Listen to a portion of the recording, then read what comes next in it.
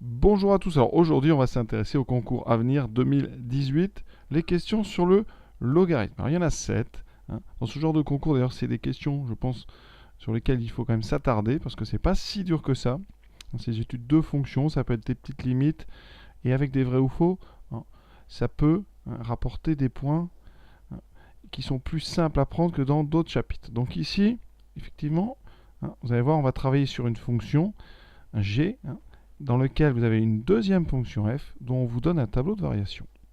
Pour resituer le concours, je vous rappelle qu'il y a 60 questions et vous devez en faire 45 en fonction des chapitres que vous aurez traités le jour de ce concours, c'est-à-dire c'est le mois d'avril. Vous avez à chaque fois 4 propositions, une seule est bonne, donc les 3 autres sont fausses. Alors à vous de voir ce que vous allez faire, essayez de trouver la bonne ou éliminer les 3 autres, c'est à vous de voir. Et ensuite on rappelle qu'on n'a pas de calculatrice. Donc on est parti.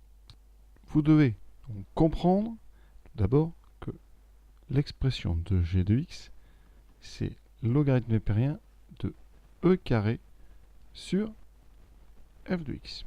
Première question pour familiariser un petit peu avec le texte, l'image de 0 par la fonction g. Alors, si on regarde, g de 0, c'est ln de e carré divisé par f de 0, et donc il vous faut f de 0. Alors f de 0 dans le tableau, on regarde tout de suite, ici on a bien les variations de f, donc on va prendre x égale 0, et vous voyez qu'on trouve ici, à l'image de 0, c'est 1. Donc f de 0 est égal à 1, ça veut dire que g de 0, c'est e carré divisé par 1, c'est donc ln de e carré, et si vous vous rappelez des propriétés du logarithme, on peut sortir les puissances, ça fait 2 fois ln de e, et logarithme de e, ça vaut 1, donc ça fait 2 fois 1, qui donne 2. Donc la réponse ici, c'est la réponse, donc B. On peut aussi rappeler, puisqu'on est là pour réviser, que ln de e carré, c'est ln de e fois e, et que le logarithme transforme les produits en somme, donc ça fera ln de e plus ln de e, ce qui donnera 1 plus 1 donne 2. On peut aussi concevoir, on peut rappeler aussi, on est là pour réviser, que quel que soit x appartenant à R, le logarithme d'exponentielle x, ça vaut toujours x. Les fonctions ln et e sont réciproques. Si vous les enchaînez, vous annulez les effets. Et ça marche dans les deux sens, sauf que dans l'autre sens, il faudra un nombre strictement positif, et vous aurez e de ln de x qui vaut aussi x. Donc voilà pour la première question. Vous voyez, ça c'est une question qui est assez simple quand on voit parfois la complexité certaines des 60 questions. Question 35, là on est dans des limites, et ça va être une histoire de composition. Qu'est-ce qu'on appelle composition? La composition, c'est quand on enchaîne les fonctions les unes dans les autres. Ici, à l'intérieur de la fonction g, vous allez utiliser la fonction f. On dit qu'on compose comme ça les fonctions. Donc on va commencer par f de x, et on a besoin ici, donc on veut la limite de g en plus l'infini. Donc la première chose, vous voyez, c'est qu'il va me falloir, si on regarde bien l'expression de g, pour avoir la limite de cette chose-là en plus l'infini, il va me falloir f de x. Qu'est-ce que donne f de x en plus l'infini? On regarde dans le tableau, la limite quand x tend vers plus l'infini de f de x, c'est indiqué, on a ici un 3. D'ailleurs, puisqu'on révise ici, je vous rappelle que quand une limite en plus infini est comme ça une constante, on a une asymptote sur la courbe de f, évidemment, asymptote horizontale en plus l'infini. À la courbe, par contre, ici de f. Ça, c'est un petit plus. Alors, qu'est-ce qu'on fait de ce 3?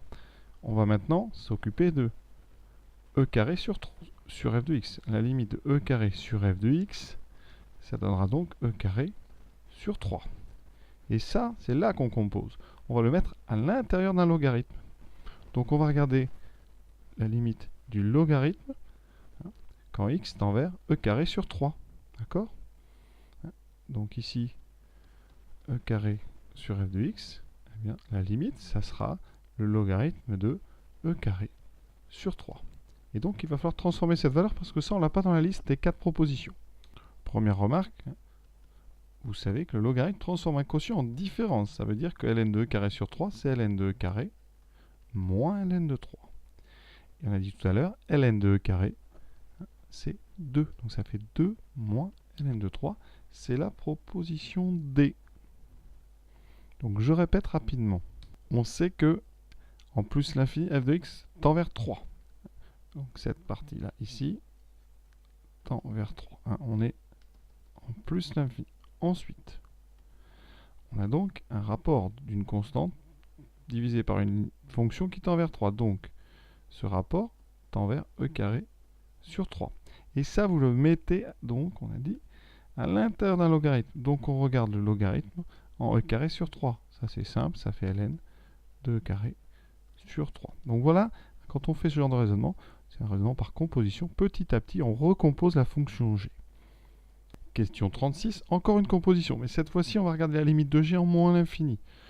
Donc, on va avoir besoin de la limite de e de 2, donc e carré sur f de x, hein, quand x tend vers moins l'infini. Donc on commence par x. Et ici, vous voyez, première chose, on va avoir f de x. Donc j'ai besoin de connaître la limite de f de x en moins l'infini. Et là, sur le tableau, vous voyez, c'est ici, c'est donc plus l'infini. Donc on va le noter. La limite, quand x tend vers moins l'infini de f de x, c'est plus l'infini. Donc ça veut dire que cette partie-là tend vers plus l'infini. Maintenant, j'ai donc e carré divisé par une fonction qui tend vers plus l'infini. Et ça, par inversion, ça fait 0. Quand on a une constante, on divise par plus l'infini, la limite, ça donne 0. Et même 0 positif ici. Et cette fonction ici qui tend vers 0+, on la met à l'intérieur d'un logarithme. Et là, on a donc besoin du logarithme en 0+. Et ça, c'est moins l'infini. Donc la réponse, c'est la réponse A. Si on doit rédiger ça sur une copie, première chose qu'on va dire, c'est que la limite en moins l'infini de f de x, c'est plus l'infini. Ensuite, on aura besoin de la limite en moins l'infini de e carré sur f de x. D'accord? Alors ce que vous pouvez faire, à la rigueur, c'est donner la limite de 1 sur f de x, qui ne change pas grand-chose, hein, mais ça me permet, comme ça, bien vous expliquer. Quand on inverse une fonction qui va vers plus l'infini, on obtient une fonction qui va vers 0 plus. D'accord? L'inverse d'un très grand nombre positif, c'est un petit nombre proche de 0 positif. Ça, c'est donc ce qu'on appelle une limite par inversion. On va multiplier ensuite par e carré.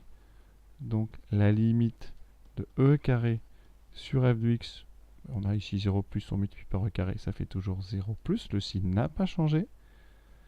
Et là, on va faire de la composition. On met ça à l'intérieur d'un logarithme. Donc, je vais avoir besoin de la limite du logarithme en 0 plus. Qu'est-ce qui se passe quand on met à l'intérieur d'un logarithme quelque chose qui tend vers 0 plus?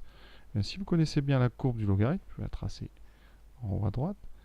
En 0 plus, on a une asymptote verticale vers le bas, vers moins l'infini. Donc là, c'est moins l'infini. Et maintenant, si on veut vraiment bien rédiger, on met par composition la limite quand petit x tend vers moins l'infini de ln de e2 sur f de x. C'est donc le logarithme en 0 plus, ça sera moins l'infini. Donc la réponse, la bonne, c'est, je répète, la réponse A. Voilà donc ce travail de composition important à bien comprendre. Hein. En plus, pour le bac, ça arrive quand même souvent. Donc c'est bien que vous arriviez comme ça à enchaîner, hein, les fonctions les unes après les autres. La question 37, elle nous parle de dérivée. Calcul une dérivée, ça, on va dire que c'est les questions qui sont techniques, donc accessibles à tous. Il faut vraiment les faire. Il faut apprendre de toute façon à dériver, ça sert tout le temps en maths. Donc ici, la fonction, eh bien, c'est une expression qui est du logarithme de u. Hein. On a ln de e sur f de x.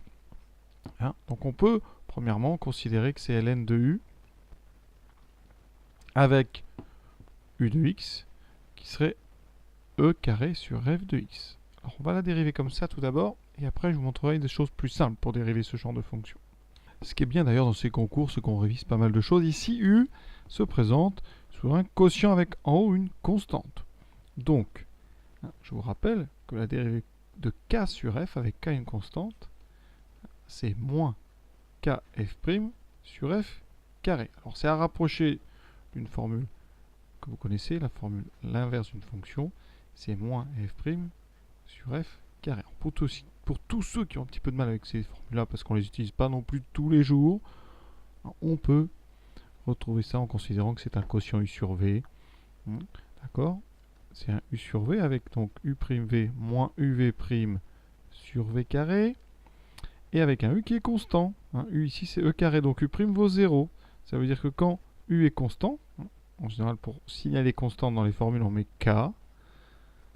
Et bien ici on aura K' qui vaut 0, donc il vous restera moins K V' sur V carré. Évidemment, là j'ai fait U égale K et U' égale 0. Donc vous retrouvez cette formule, celle que j'ai donnée ici.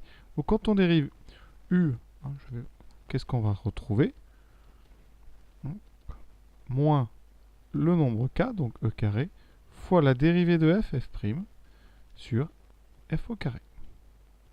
Alors je vais vous le redémontrer en utilisant U sur V, parce que je crois que la plupart des élèves vont faire du U sur V rapidement.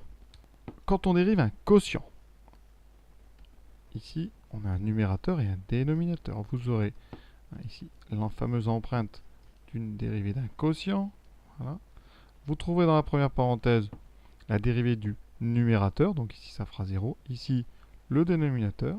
Vous retrouvez d'ailleurs au-dessous le dénominateur au carré. Et là, vous trouvez moins donc U, donc on retrouve ici le numérateur au carré, fois la dérivée du dessous, donc moins F'. Et vous voyez qu'on trouve moins E carré F' sur F carré. Alors ça, ça va à peu près, mais ce n'est que la dérivée du U qui est à l'intérieur du ln. Donc quand on va dériver G, eh bien j'ai besoin d'utiliser la dérivée d'un ln de U.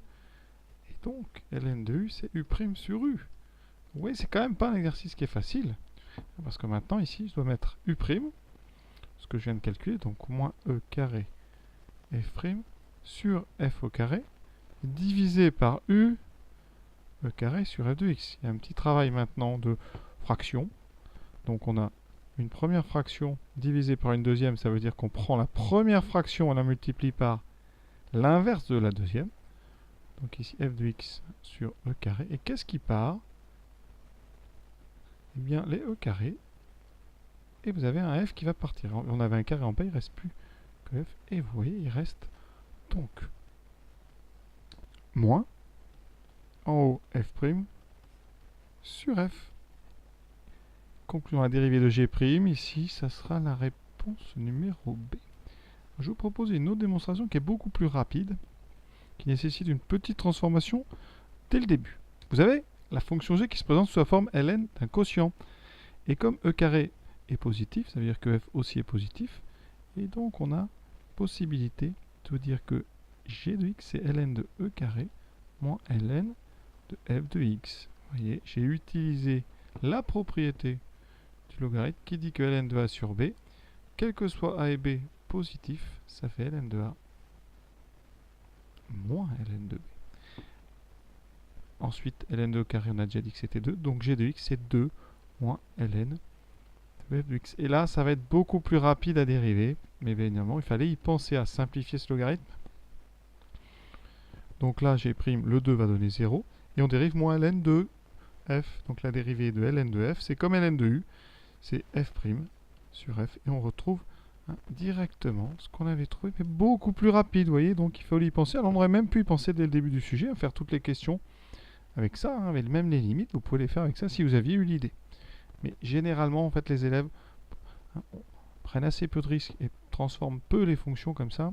D'ailleurs, dans les sujets de bac, il y a peu de transformations possibles pour éviter justement que des élèves aient des sujets qui se raccourcissent, parce que si vous simplifiez, l'exercice devient beaucoup plus facile.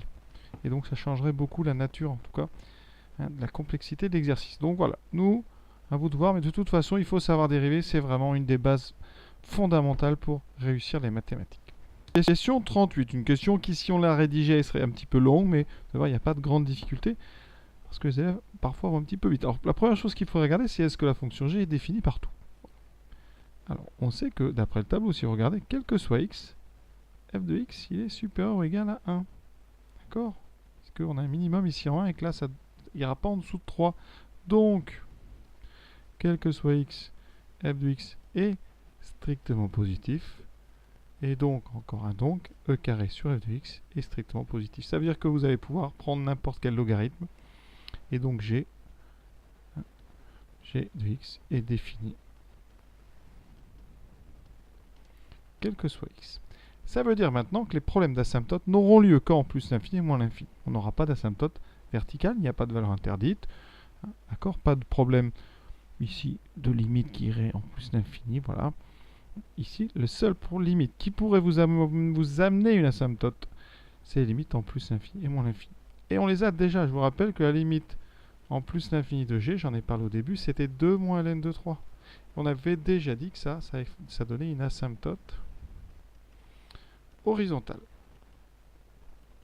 En plus l'infini. La limite ensuite de g en moins l'infini, on avait trouvé, rappelez-vous-en, moins l'infini. Et donc là, on n'avait pas d'asymptote horizontale. Ça veut dire que la seule possibilité d'avoir une asymptote horizontale, et d'ailleurs il y en a une, c'est en plus l'infini. Donc la bonne réponse, la courbe de G admet exactement une asymptote horizontale.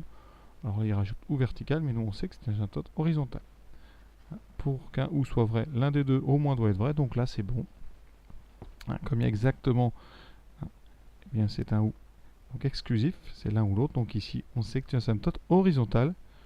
Et donc on a terminé la question, qui est difficile si on la rédige un petit peu, mais sinon, a priori la plupart des élèves n'avaient trouvé qu'une asymptote dans les premières questions, donc n'ont pas fait attention aux domaines de définition. Voilà. Question 39, on quitte les histoires de limites, maintenant une équation, g de x égale moins 100, et on vous demande quel est le nombre de solutions. Alors, on va partir donc de g de x égale moins 100, ce qui donne ln de e carré sur f de x égale moins 100. On va ici passer à l'exponentielle. Quand a égale b, exponentielle de a égale exponentielle de b, c'est équivalent. Donc e2 sur f de x est égal à exponentielle moins 100. On a dit, f est différent de 0, je l'ai dit juste avant. On peut donc faire un petit produit en croix qui me dit que e sur e puissance moins 100 égale f de x. D'accord? Donc je vais repartir à gauche. Ça veut dire que f de x, alors ici on a un quotient de deux exponentielles. Exponentielle de a sur exponentielle de b, c'est e de a moins b. Donc ça fait e de 2 puissant, e puissance 102. Combien de solutions? Si on regarde le tableau de variation rapidement, de 2 à plus infini, la fonction est plus petite que 2e, donc elle ne peut pas faire e puissance 102 qui est un nombre gigantesque, vraiment. Donc pas de solution ici. Ensuite, de 0 à 2, c'est pareil. Le maximum, c'est 2e, donc on ne peut pas avoir de solution. Et ici, on sait qu'on va de plus l'infini à 1. Or, e de 102, eh bien, vous voyez, il appartient à l'intervalle 1 plus l'infini. Donc d'après le théorème des valeurs intermédiaires, la fonction g, on la regarde, elle est continue. Vraiment, il n'y a que des fonctions continues dedans. Donc c'est une fonction continue. TVI, vous avez une unique solution sur intervalle moins l'infini 0. Donc exactement une seule solution. C'est la réponse B. Alors c'est des questions qui n'ont pas l'air difficiles comme ça, mais vous voyez, derrière il y a quand même un TVI avec la continuité et les limites, donc c'est loin d'être facile comme ça quand on a peu de temps. Et on finit par une question qui ressemble à celle qu'on vient de faire, mais avec 3. Donc on va résoudre ln de e carré sur f de x égale 3. Comme tout à l'heure, je vais faire ça là, on passe à l'exponentielle. E2 sur f de x égale e au cube. Donc, produit en croix. E2 égale f de x multiplié par E3. Donc, on peut même mettre le 3 dessous. Et on arrive sur f de x égale donc E2 sur E3, c'est-à-dire e puissance moins 1 qu'on peut écrire 1 sur e.